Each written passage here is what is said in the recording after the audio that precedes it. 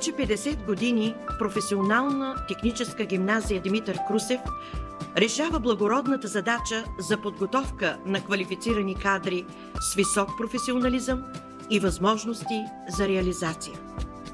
Ето и началото. С заповед номер 3022 на Министерството на просветата и науката се открива през месец юни 1959 година професионално училище по металообработване и от 15 септември същата година то отваря врати за първия випуск.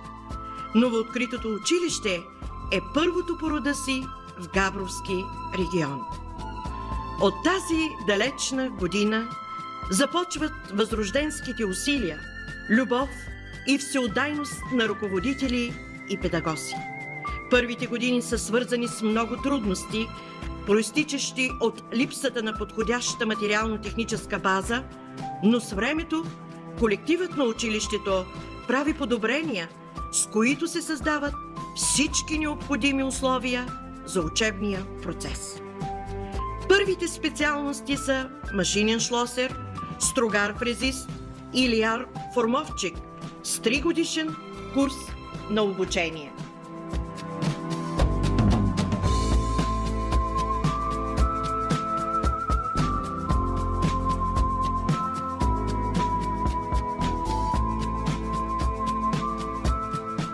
През учебната 1960-1961 година се поставя началото на художествената самодейност. Изградени са 3 самодейни групи – битово-певческа, група за народни танци и естрадно-сатиричен състав.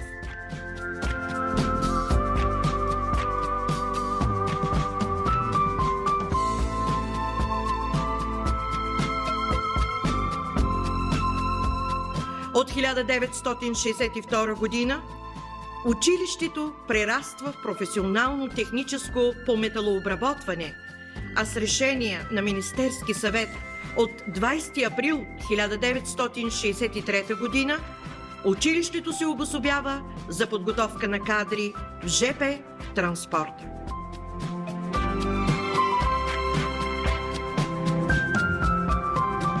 През 1965 година започва строителството на нов учебен корпус, който влиза в експлоатация от началото на учебната 1968-1969 година, а през 1973 година започва втория етап на строителството на учебни работилници, които са завършени през 1976 година.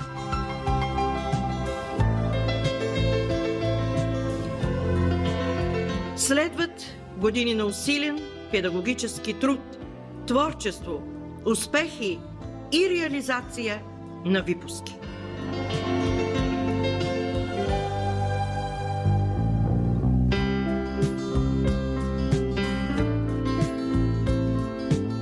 Резултатите не закъсняват. По повод 25-я юбилей училището е наградено с орден Кирил и Методий втора степен, а през 1986 година е публикувано решение за обявяване на учебното заведение за национален първенец за приноса му в областта на образованието. На 17 май 1984 година по предложение на училищното ръководство за патрон е утвърден учителят Димитър Ангелов Крусев.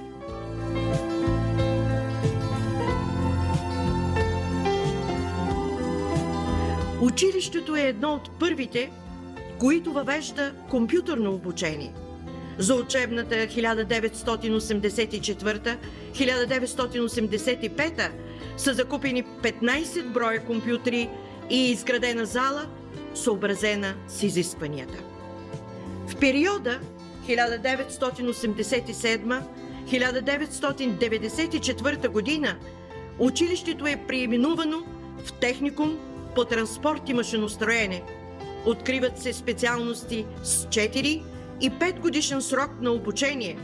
Обогатява се материално-техническата база, и се разкриват нови специалности.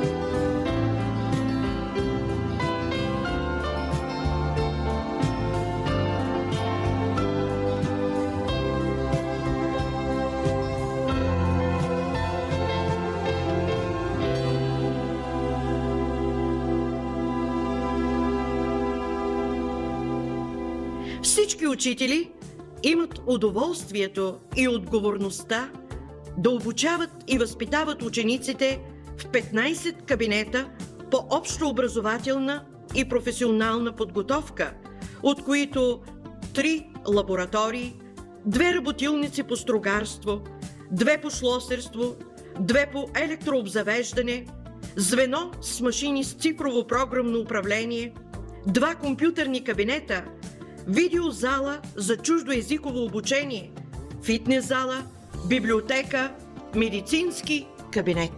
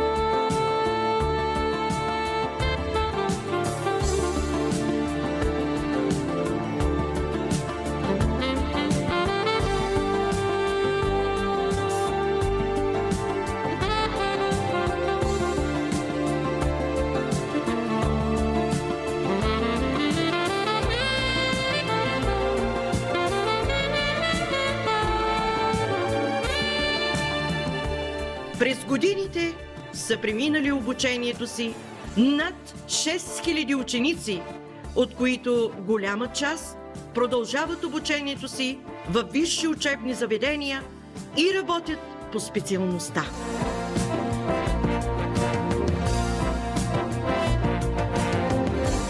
Квалификационната подготовка и професионалното израстване на преподавателите допринася за усъвършенстване на учебно-възпитателната работа и издигане авторитета на училището.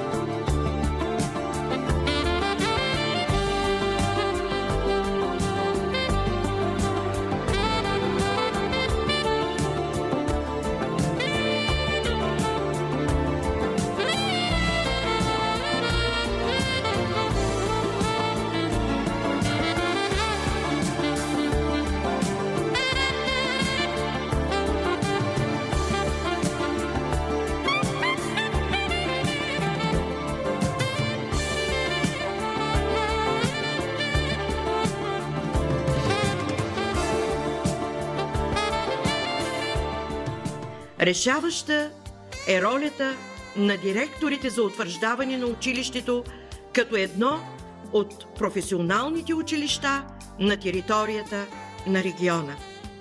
Нека си спомним за всеотдайността на първия директор, господин Бенко Иванов, който дълги години ръководи училището, а следващите успехи свързваме с имената на директорите инженер Марин Маринов, инженер Стефан Попов, господин Красимир Андреев и настоящата директорка госпожа Русица Цочева.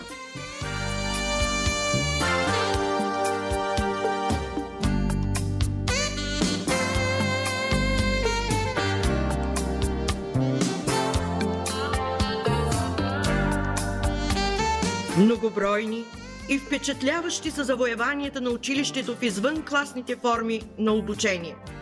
Радваме се на успехите на наши ученици на национални кръгове на олимпиади по компютърна графика, техническо чертане и състезанията по професия.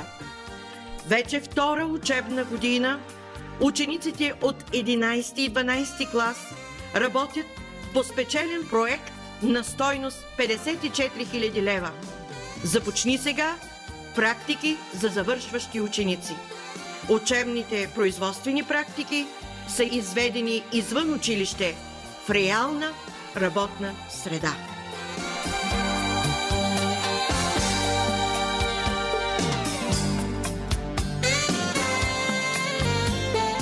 Изградените спортни клубове и СИП-ове съдействат за интелектуалното израстване на средношколците и създават широко поле за изява на таланта и творческите им способности. През 2002 година националното първенство на Северна България отборът по баскетбол спечели първо място, а през 2004 година на републиканското първенство зае призовото трето място. Впечатляващи са резултатите на наши ученици, състезатели по лека атлетика, които участват и заемат призови места на международни състезания.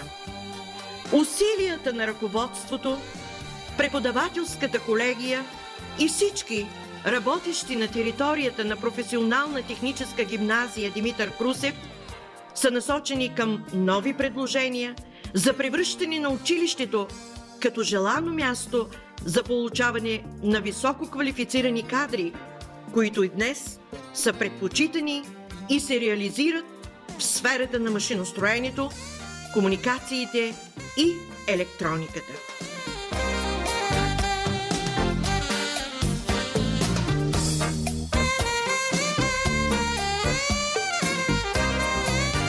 Съобразявайки се с изискванията на пазара на труда, днес училището предлага професии и специалности като компютърна техника и технологии, компютърни мрежи, технолог-програмист на системи с цифрово програмно управление, които осигуряват предимство за реализация. Изминалите 50 години ни дават самочувствие и увереност, че професионална техническа гимназия Димитър Крусев, град Дряново, ще продължи своето развитие в полза на младите хора.